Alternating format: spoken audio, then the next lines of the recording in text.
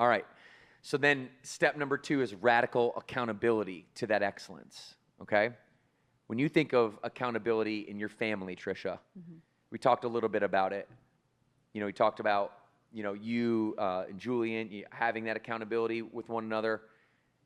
Do you see that out in your home life then playing out in your professional life? Are you able to, does one standard in your professional life, talk to me about that, sharpen the other standard in your personal life and vice versa?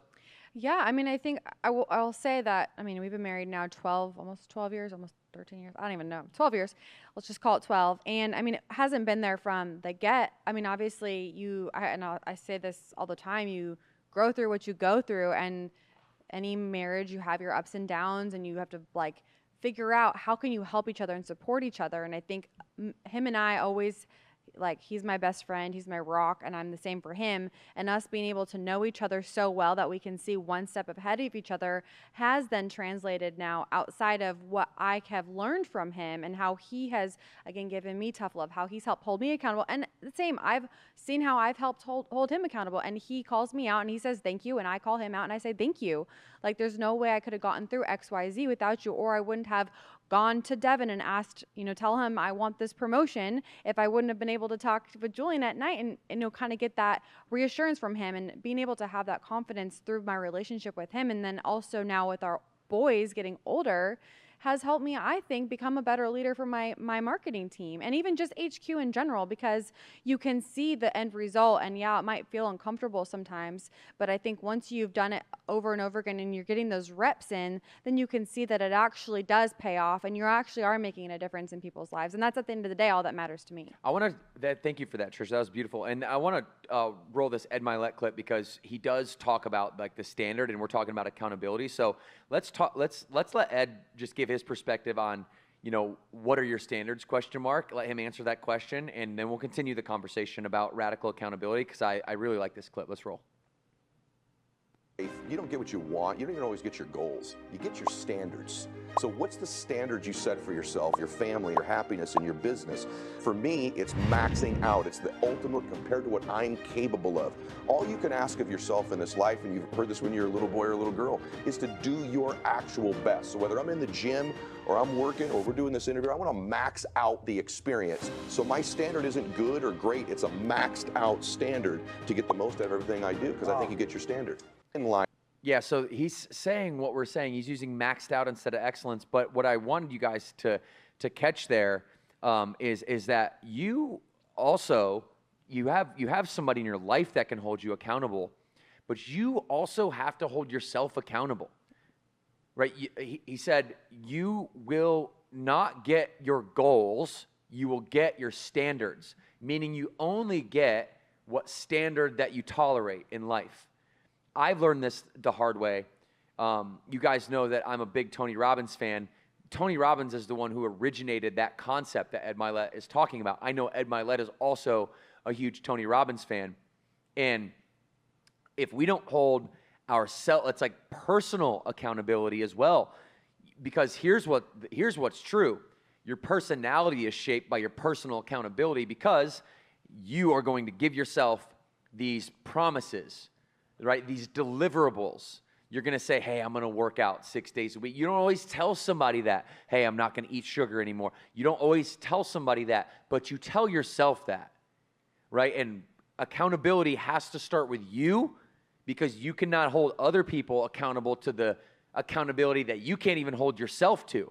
You got to look in the mirror. And so many of us nowadays here in this beautiful country of ours are looking around, telling everybody else what to do, trying to hold everybody else around us accountable before we're able to look in the mirror and say, hey, buddy, you're not holding yourself accountable to the standards you set for yourself, and nobody knows this better than me.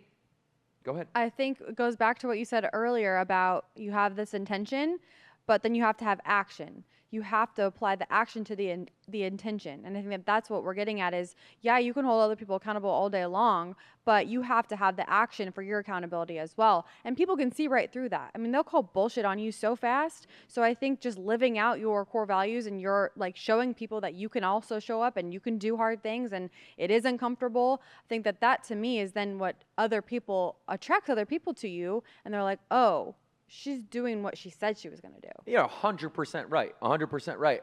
My influence started to pick up when I actually was keeping the promises to myself. And then because I was keeping those promises to myself, then outwardly I could share those actions. And when I started sharing those actions, my IG went from 60,000 to 2.4 million person reach. And my followers, the people that didn't like what I had to say, started dropping off.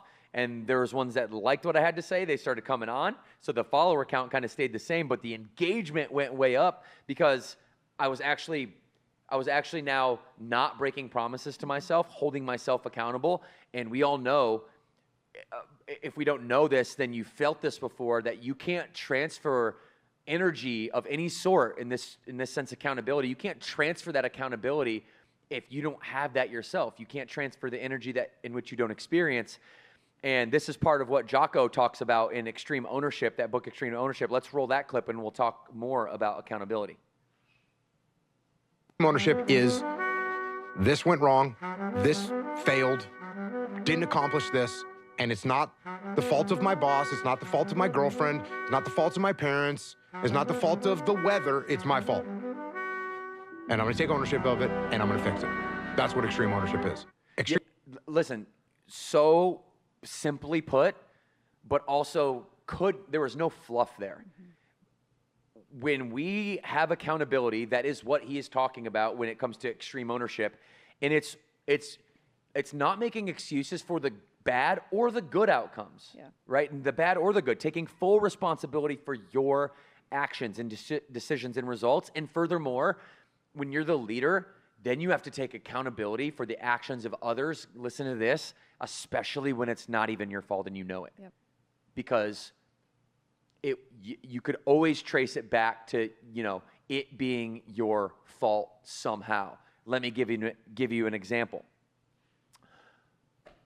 Okay, there's a location. This is a hypothetical situation. This didn't actually happen. I'm just making this up off the top of my head. There's a burn boot camp location in Texas.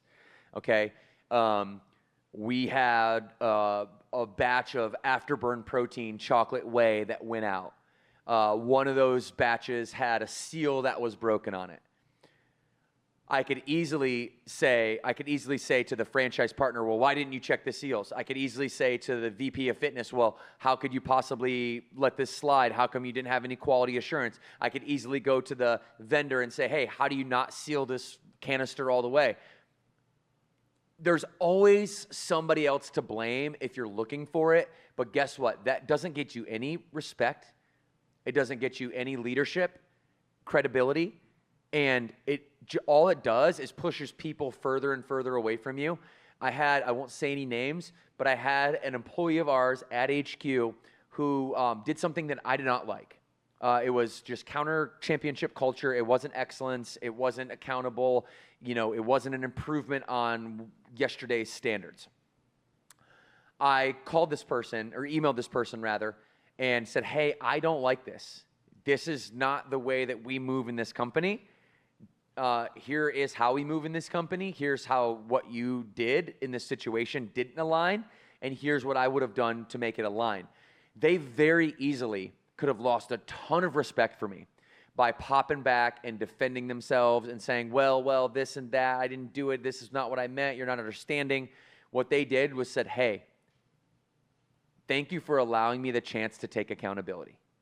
Thank you for bringing to my attention where I was misaligned between the definition of a championship culture and where I, in my decision, fell short on this. I appreciate you allowing me the space to hold myself accountable. And you know what? That was a pivotal moment for this person, because if they would have been defensive and made excuses, I don't play that. You get what you tolerate. We've been talking, you don't grow an organization like ours. You don't grow a family like yours, a family like Trisha's, if you play those games. This person's response made my respect for them go up like double, triple. I already had a ton of respect for them. Right? She had earned that respect. And now that response was like, oh, okay, this person understands what I'm talking about. They took accountability. My respect level's through the roof now. Yeah. I have an example just with my kids. So I think this is a really hard one, I think, for people to well, at least for me, because I don't like, one of my triggers is, right, disappointing people. So this kind of goes back to, oh shoot, I disappointed someone. But I'm always talking to my kids about try your best. Don't try, do your best. Do your best. If you mess up, that's okay. If you can at least take accountability for what you did wrong, I would much rather hear that from you than a whole bunch of excuses for what you think went wrong. So I think watching them understand that, and then I can only do the same thing back to them, right? I have to show them that what I'm teaching them, I'm also doing in my real life practice. So, to just kind of tie a bow on this, if you think about how your kids are seeing you and how you want what you're talking to your kids, you only can do the same thing back to them. That's what we owe back to them. And it's going to make you a better person in the long run, in my opinion. Even though it's really uncomfortable to not give it's easier to give an excuse than to actually say, that's my fault. Like, I own way that easier, isn't it? all day long. But after you do it a couple times, then you start to realize, like, I'm just going to grow through this. So you just have to get through those reps and understand how it's going to help you in the outcome. And you actually have to see that respect from other people that you long for, because we all want to be admired, appreciated, respected, and loved. And the reason that we make excuses is because we are afraid that that's what we're going to lose. Yeah.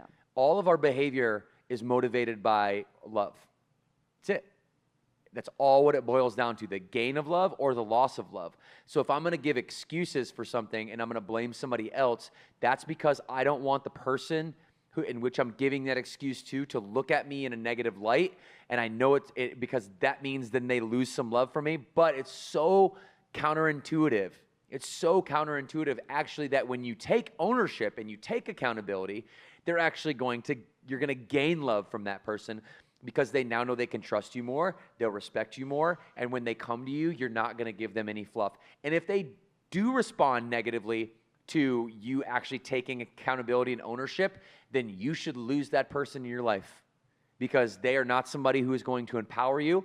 They're somebody that, they want to have the tallest building in town, and in order to do that, they're going to break you down. They're going to see pleasure, and because we're all motivated by pain and pleasure, gain or loss of love. They're going to see pleasure in breaking you down. They're going to see pleasure in losing the love that you have for yourself, because they are a narcissist and they're gaining love for themselves in the process. And so we do have to be wary of this. Psychology is a tricky world. There's a lot of things that seem on the surface to be the right thing to do, right? Maybe point over here and blame this because, hey, that actually might be true. There might be something in the sequence of events that went wrong, and that actually objectively is the reason. But how was your involvement? How did you put that person in position to make it that reason? That's where you can really take extreme ownership, like Jocko's talking about. We're going to talk now about the hardest part of this, because I think it's really important. I think it's really important to understand that you get what you tolerate. Your standard of excellence is the only way to create greatness. I think it's really extremely important to talk about radical accountability.